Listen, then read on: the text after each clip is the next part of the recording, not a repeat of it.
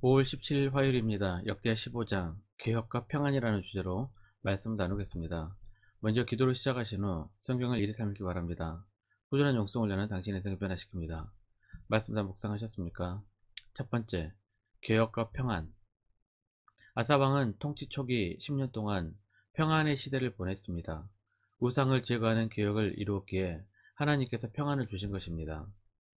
그런데 곰곰이 생각해보면 개혁과 평안은 잘 어울리지 않는 단어입니다.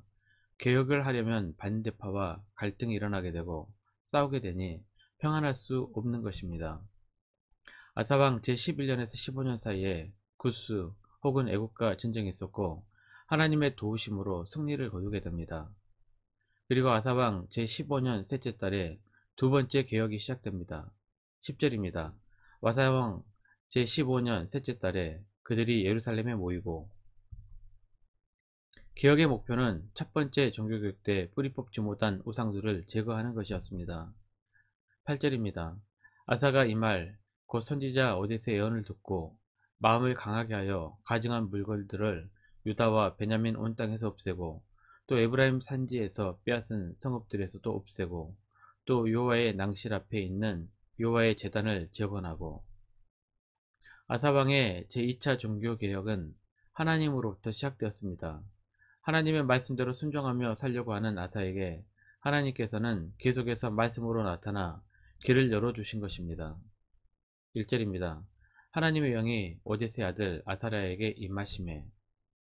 성령께서 오뎃의 아들 아사랴 선지자에게 말씀하신 것입니다. 말씀의 내용은 매우 단순합니다.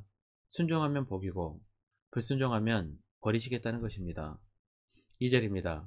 그가 나가서 아사를 맞아 이르되 아사와 및 유다와 베냐민의 무리들아 내 말을 들으라. 너희가 여호와와 함께하면 여호와께서 너희와 함께하실지라. 너희가 만일 그를 찾으면 그가 너희와 만나게 되시려니와 너희가 만일 그를 버리면 그도 너희를 버리시리라. 신앙은 매우 단순합니다.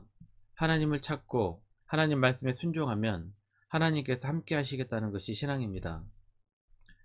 신앙이란 복잡하게 기도를 몇 시간 해야 하고 신비를 체험해야 하고 방언을 해야 하는 것이 아닙니다. 신앙은 어떤 방법이든 하나님을 찾고 말씀에 순종하는 것이 전부입니다. 이사야 55장 6절입니다. 너희는 여호와를 만날 만한 때에 찾으라. 가까이 계실 때에 그를 부르라. 하나님을 찾는다는 것은 예배와 말씀과 찬송과 기도입니다. 그런데 과거 이스라엘의 역사를 되돌아보면 오랫동안 하나님을 찾지도 않았고 말씀에 순종하지도 않았습니다. 3절입니다. 이스라엘은 참신이 없고 가르치는 제사장도 없고 율법도 없은 지가 오래되었으나. 이 때문에 이스라엘에 큰 혼란과 고난이 오게 되었습니다. 6절입니다. 이 나라와 저 나라가 서로 치고 이 성읍이 저 성읍과 또한 그러하여 피차 상한 바 되었나니 이는 하나님이 여러가지 고난으로 요란하게 하셨습니다. 이 부분에서 개혁과 평안의 난제가 풀립니다. 개혁은 분명 진통이 있습니다. 하지만 과거 우상 숭배의 전통을 개혁하지 못할 때에는 더 큰 고난을 겪게 되는 것입니다.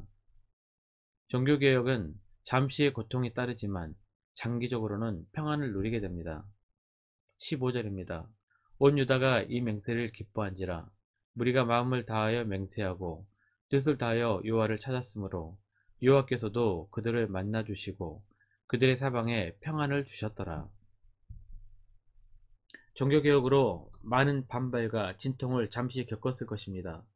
그러한 진통 이후 아사왕 제15년부터 제35년까지 20년 남짓 유다는 다시 한번 평안의 시기를 보내게 됩니다. 19절입니다. 이때부터 아사왕 제35년까지 다시는 전쟁이 없으니라. 두 번째, 완전한 개혁. 16절입니다. 아사왕의 어머니 마아가가 아세라의 가증한 목상을 만들었으므로 아사가 그의 태우의 자리를 폐하고 그의 우상을 찍고 빻아 기드론 시내가에 불살랐으니. 아사왕의 어머니 이름은 마아가입니다. 그런데 성경을 주의 깊게 읽다 보면 분명 마아가는 아사의 아버지인 아비야의 어머니로 기록이 되어 있습니다. 열왕기상 15장 1절 2절입니다. 느밧의 아들 여로보암 왕 18째 해 아비암이 유다 왕이 되고 예루살렘에서 3년 동안 다스리니라. 그의 어머니의 이름은 마아가요 아비살롬의 딸이더라. 대충 읽으면 보이지 않지만 주의 깊게 읽으면 보이는 구절입니다. 그의 성경을 자세하게 알고 싶으면 같은 본문을 적어도 3번은 읽어야 합니다. 제가 1에서 3회 읽으라고 말한 이유도 바로 이런 이유입니다. 아버지의 어머니와 아들의 어머니가 같을 수가 있을까요? 뭔가 잘못된 것 아닐까요? 그래서 학자들은 아사의 어머니가 아니라 아사의 할머니이고 할머니가 섭정을 했기 때문에 어머니라고 기록한 것으로 풀이합니다. 어쨌든 중요한 것은 섭정을 했든 어머니나 할머니든 아사는 이스라엘의 영적 계획을 하는데 누구에게라도 철저했다는 점입니다. 할머니가 섭정을 하면서 아사에게 많은 영향력을 미쳤을 것입니다. 그 중에 솔로몬 때부터 계속되어 르호보암 그리고 아버지 아비야까지 계속된 우상 숭배의 영향이 있었을 것입니다. 하지만 아사는 부모들과 섭정이었던 할머니의 영향을 받지 않고 오히려 다윗의 길로 걸어가게 됩니다. 아사는 단호하게 우상 숭배와 가증한 모든 일들을 철폐합니다. 섭정이었던 할머니도 예외일 수 없었습니다.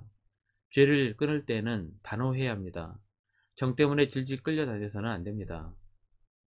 아사 왕은 일평생을 하나님 앞에 온전히 살았던 왕이었습니다. 17절입니다.